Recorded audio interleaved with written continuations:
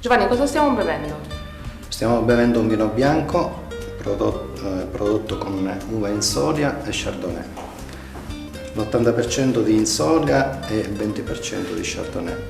E l'azienda Monte Olimpo inizia la sua storia dai bianchi. Sì, inizia proprio nel 1992 con la produzione del vino bianco,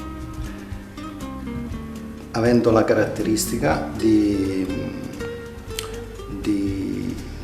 tenerci fortemente radicati alle caratteristiche del nostro territorio di Sambuca di Sicilia con l'Insolia, e lo Chardonnay è stata un'aggiunta per un integratore per affrontare i mercati internazionali.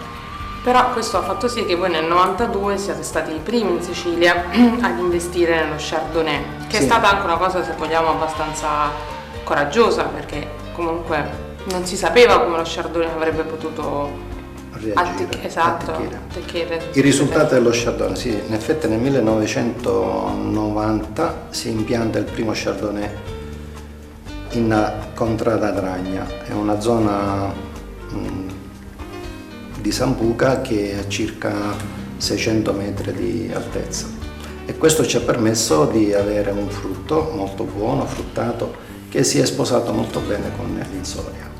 Però abbiamo voluto tenere fortemente alta la percentuale dell'Insolia per non tradire un territorio. sì, per mantenere la matrice del nostro territorio.